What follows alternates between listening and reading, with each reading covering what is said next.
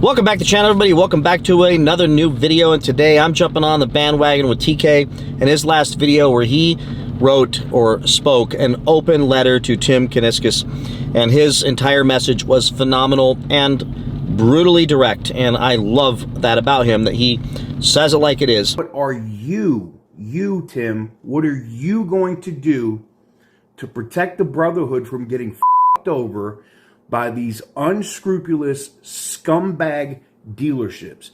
I figured the more of us that could talk about this subject, the better, because if Tim Kuniskis will listen and watch our videos, take our humble advice from nobody's on the ground with cameras on the dash of their car in the middle of nowhere doing a video saying this stuff, if he can step down just to my microscopic level and TK's level and Butter's level and all the YouTubers out there that are trying to get the message across, and all the customers out there that have demonstrated their absolute tiredness in dealing with the dealers, then maybe as they launch this new line of Dodges, that maybe they'll have a chance at succeeding, and maybe Dodge will have a chance at surviving.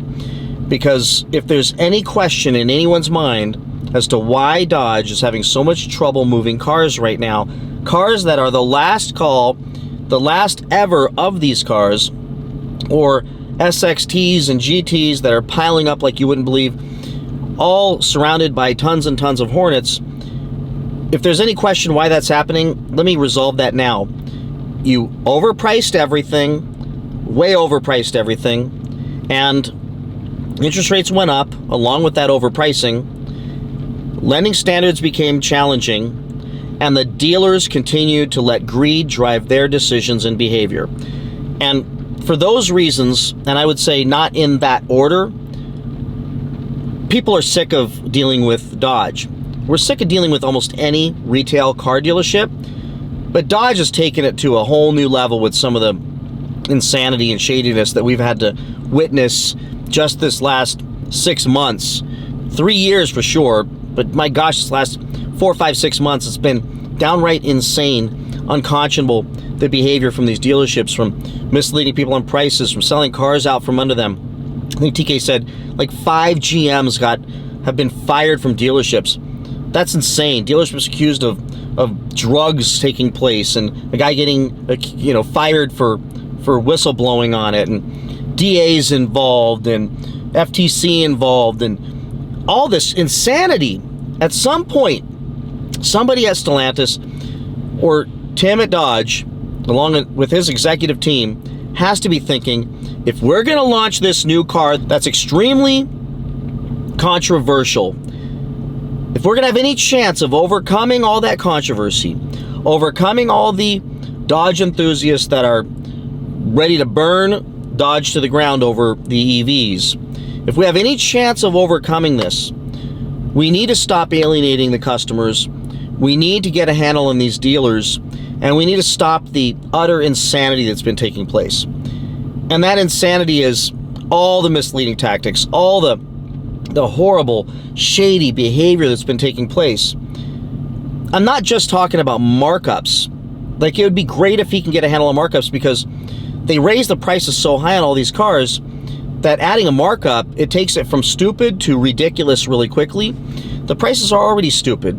If they're stupid, but then everybody trusts that that's the starting price that we can negotiate down from, you might get customers coming back to the lots. But now we're conditioned that MSRP is best case scenario, so we're not even going in. We don't even want to get into that conference room and start dealing with all the insanity that these dealers put us through, and the 7-8 hours in the dealership and getting just dragged around with salesman, sales manager, finance guy, used car manager, lie after lie after lie, only to end up overpaying for a car and leaving beyond buried in it. We're used to leaving a dealership and losing money. That's normal. But leaving and losing tens of thousands of dollars really quickly, that's gotten stupid, especially when you pay a markup. So my suggestion would just be that Tim and his team get with the entire dealer group and set some standards, have everybody sign some agreements that, while I can't force you to not charge markups, that we're going to control allocations. We're only going to allow rebates when there is no markup. We're only going to give you the allocations of the hot cars, the cars people are really going to want. If you don't have complaints from customers, we're going to pay attention to Google reviews. If people are saying I got ripped off, I was told the car was, you know, $60,000. When I showed up, it was $72,000. Misleading rebates, misleading price drops for situations that none of us would qualify for. Bumps in interest rate, all these things that dealers are doing to people. If you can get them to all agree and say, look, we're going to dole these out. We tried doing it the other way, dole them out to the top dealerships across the country. What if you started doling these cars out to the not top dealerships, the lower tier dealerships, the ones who need the business, want the business, and you start giving them the majority of cars, the ones that generally don't do the markups, sell out quickly when they do get a special edition allocation or something, or Hellcats, because they don't gouge their customers. They're in it for the long haul, and maybe give them the allocations. But what we're finding is, even when that happens, the big dealers will come in, make a deal with them to buy their cars for more money, and then mark them up on their lot. That's what I found out, I believe, is what happened at Crown in one of my last videos.